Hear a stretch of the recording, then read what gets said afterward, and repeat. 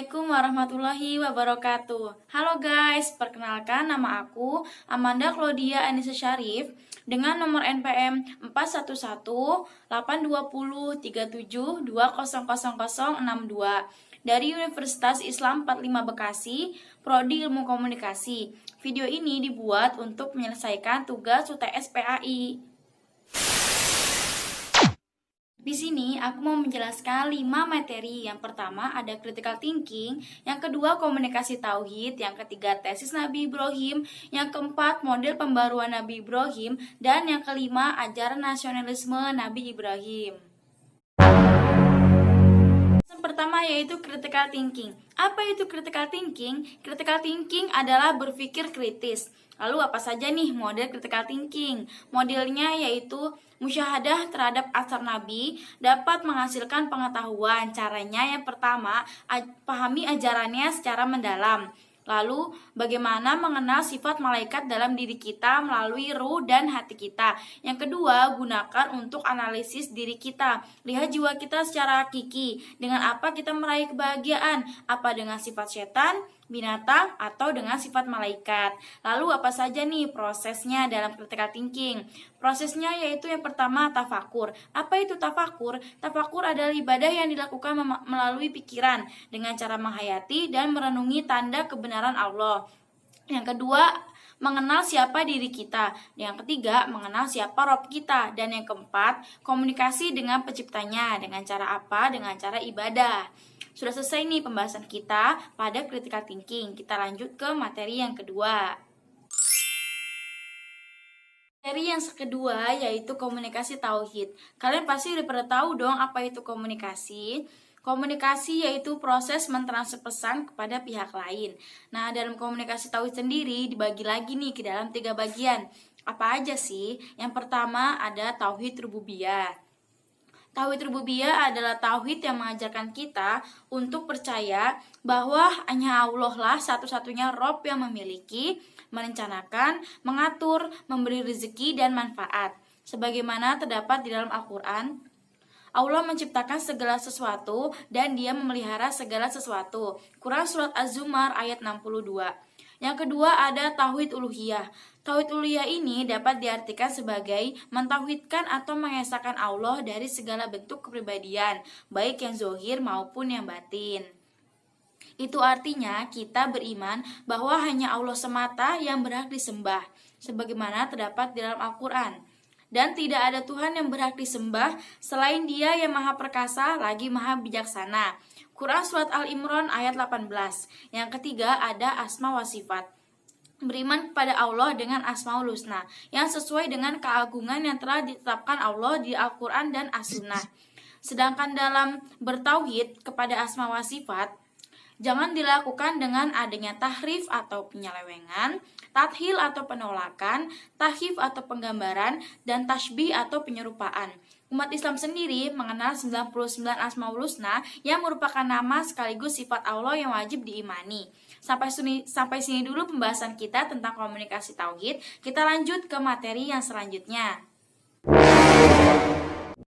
Selanjutnya yaitu tesis Nabi Ibrahim. Apa itu tesis? Tesis artinya ungkapan pernyataan yang didukung dengan argumen yang kuat.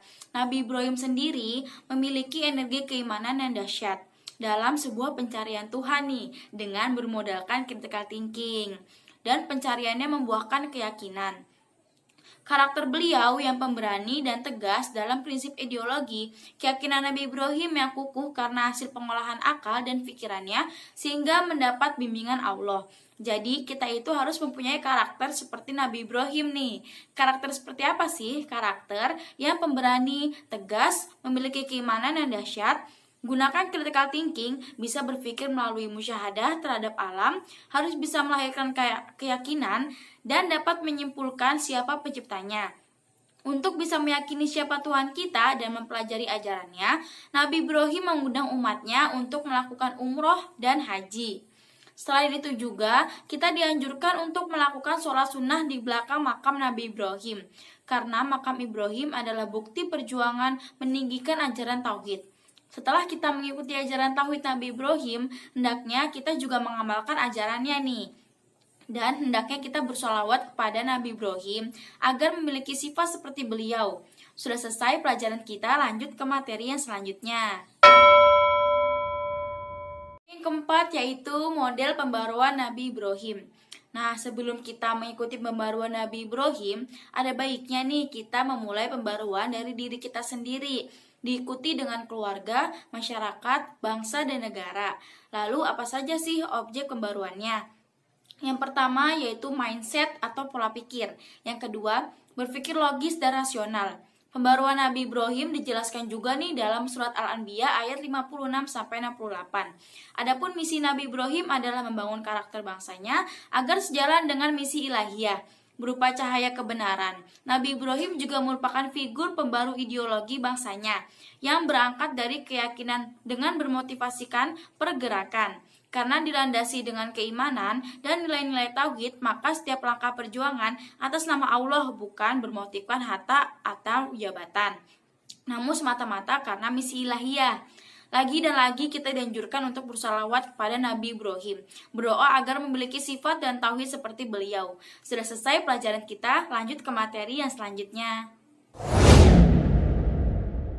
Yaitu ajaran nasionalisme Nabi Ibrahim. Nasionalisme di sini adalah dipahami sebagai salah satu pemahaman yang menciptakan satuan kedaulatan sebuah negara dengan mewujudkan ajaran tauhid untuk sekelompok manusia. Tauhid disosialisasikan melalui nasionalisme. Nabi Ibrahim memiliki misi ajaran yang terdapat dalam surat Ibrahim ayat 1-3, yang mana ayat ini membawa manusia pada cahaya yang terang benderang, yang menerangi kita pada jalan yang lurus, yang telah dirintis oleh Nabi Ibrahim, kemudian diteruskan oleh Nabi Muhammad. Nabi Ibrahim juga mempunyai cahaya ajaran yang terdapat dalam surat Ar-Rod ayat 16. Dan cahaya keimanan. Jadi di sini kita dianjurkan untuk mengikuti ajaran Nabi Ibrahim dengan beriman dan bertauhid. Beriman kepada siapa? Kepada Allah tentunya. Dengan cara bersyukur atas kelapangan, bersabar atas cobaan, dan ridho atas ketentuan. Nabi Ibrahim juga menyuruh kita untuk mengamalkan ajaran ini kepada bangsa dan negara. Caranya, ajaran disampaikan dengan bahasa kaumnya agar paham. Lebih luas lagi dengan bahasa kehidupan masing-masing bangsa. Rasa udah selesai penjelasan saya tentang materi berikut. Sekian presentasi dari saya, semoga kalian memahaminya dengan baik. Mohon maaf apabila ada kata-kata yang salah. Wassalamualaikum warahmatullahi wabarakatuh.